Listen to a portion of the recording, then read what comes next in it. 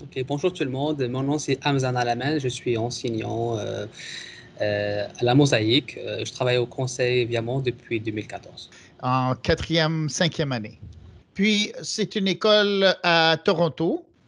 C'est une école à Toronto vers la station Greenwood dans le quartier East York. Puis, on a quelques questions au sujet du curriculum de mathématiques pour vous. Alors, comment ça s'est passé vos premiers 2 mois d'enseignement des maths avec le nouveau curriculum? Euh, pour l'instant, je dirais que c'est pas vraiment très différent par rapport à ma façon de faire de l'année dernière ou celle d'avant. Euh, bon, ça a l'air de bien se passer en fait. J'ai commencé l'année avec confiance, puis j'ai commencé par les évaluations diagnostiques. Et suite à mes observations et tout, je suis aussi allé chercher dans les planifications spiralées proposées par le conseil. Enfin, finalement, c'est celle du ministère. Et puis, j'ai commencé à enseigner. Voilà. Je ne sais pas Oui. si ça répond bien à la question.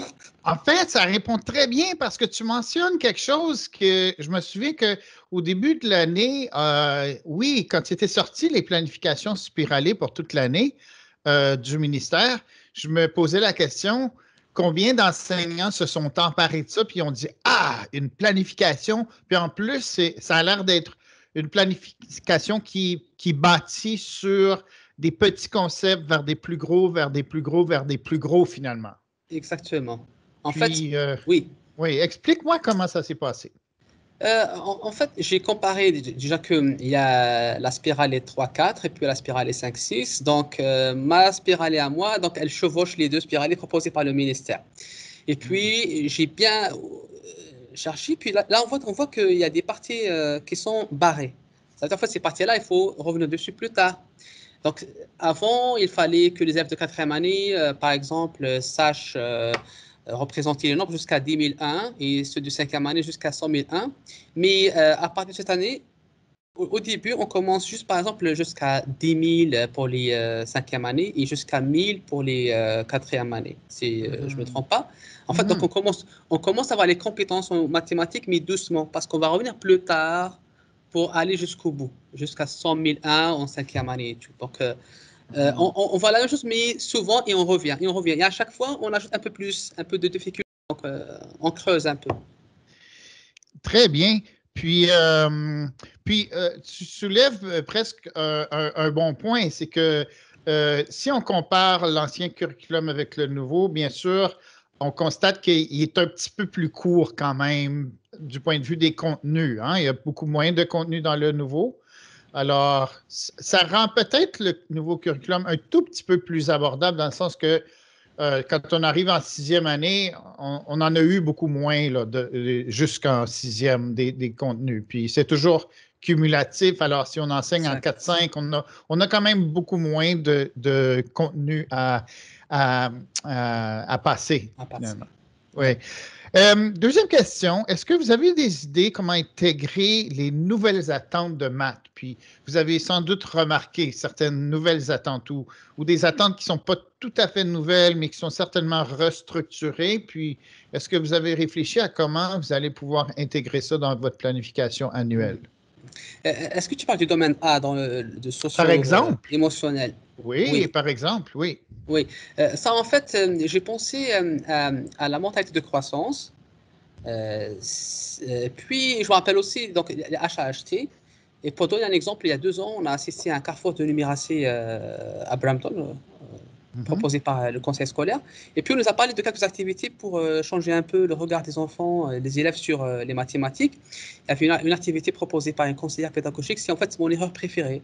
Donc, en fait, mhm, il ne faut pas avoir peur de faire des erreurs. On peut, genre, en fait, utiliser l'erreur pour modéliser l'apprentissage, en fait. Donc là, pour revenir dessus, et puis voilà ce qu'il faut faire. Donc, c'était, je pense, Fadila qui nous a fait ça.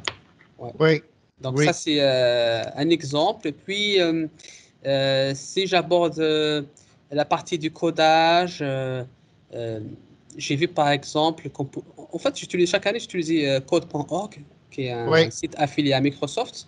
oui. Et là, en fait, ça répond parfaitement, j'allais dire, aux attentes du curriculum parce que Mhm. si on nous demande de faire des boucles, là, c'est possible. Un exemple, si tu prends par exemple la géométrie, il faut que les élèves sachent ce que c'est les quadrilatères, les carrés et les tracés. Et il y a aussi les élèves de cinquième année, il faut qu'ils sachent donc, tout ce qui est angle aigu, obtus euh, et droit. Donc là, donc, un angle droit, c'est 90, mais donc on peut demander à l'élève de tracer un carré. Là, il faut qu'il trace, ça avec le codage, hein.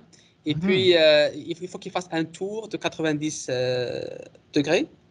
Et puis, et là, ça fait en fait la même commande, il faut la répéter, la même, pardon, séquence, il faut la répéter 4 fois. Et là, on voit le concept de la boucle ou loop en codage. Superbe. Puis, moi, je suis vraiment fier du conseil aussi parce que quand le curriculum est sorti, on peut dire qu'on a des enseignants comme toi qui faisaient déjà le codage.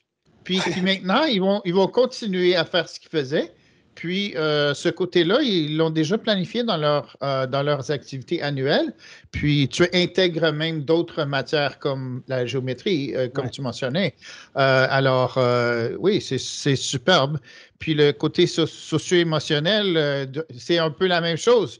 Tu mentionnes qu'il y a 2 ans, tu réfléchissais déjà à comment entrer ça dans tes mathématiques grâce à une formation que tu avais reçue au centre. Alors, je pense qu'on a, comme conseil, on a quand même, on peut se féliciter de dire, ben, on Exactement. faisait déjà certaines choses que maintenant on voit dans le curriculum, même si ce n'était pas dans le curriculum, par souci de bien préparer nos élèves finalement.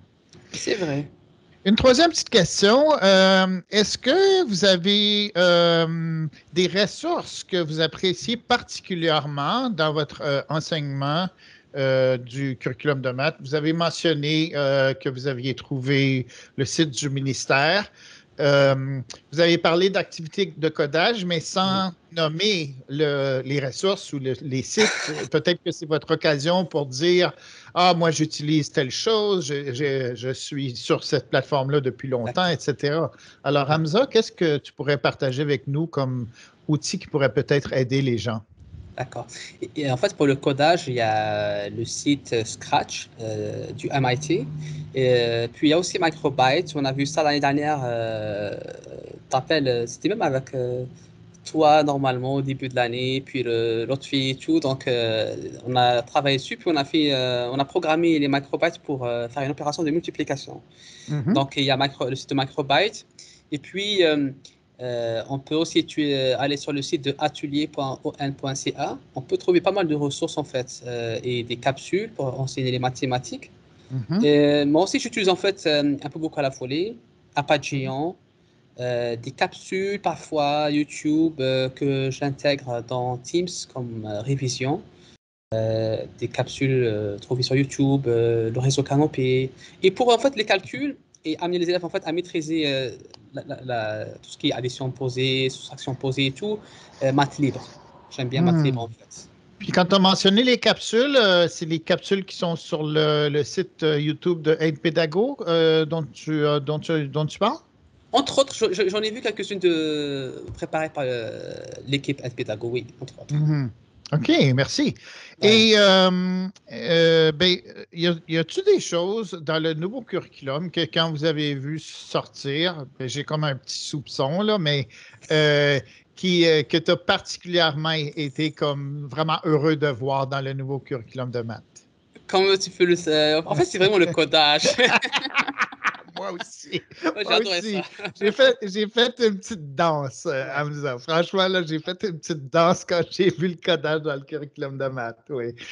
Euh, Ouais, alors, c'était ça en oui. fait, ça me fait vraiment plaisir en fait de voir le codage. Oh, enfin, enfin, là en fait on peut faire du codage et dire que ça fait partie de curriculum et qu'il faut l'enseigner et tout et essayer de trouver des façons amusantes de le faire.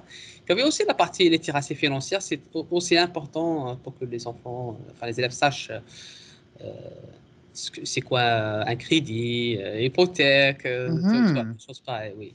Ben oui, ben oui.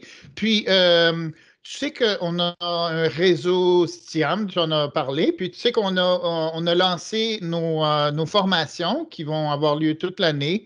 puis qui sont par année scolaire. Alors, j'espère que tu vas peut-être pouvoir participer à ces formations-là, puis je vais m'assurer de te faire parvenir le lien. Merci. Puis je veux te remercier d'avoir été là. OK, Au revoir. l'enregistrement, Oui. tu vas pouvoir le regarder si tu veux, Ah, ok. Ça dans, m'intéresse. comme tout l'enregistrement, parce Ok. que tu as participé à la rencontre. Alors, tu vas pouvoir le voir dans Merci. Stream, là. Tu as juste à chercher, puis tu vas voir le titre. C'est le même titre que notre rencontre. Donc, Ok. Je voulais le montrer à mes élèves de cinquième année parce que je veux qu'on fasse en communication orale l'entrevue. Et ça, je pense, c'est un bel exemple. wow! Merveilleux! Bonne idée! Ouais. J'adore ça! Ok. Oui! Ah, Merci. excellent. OK. Merci. Au revoir. OK, bye. Ciao. Ciao.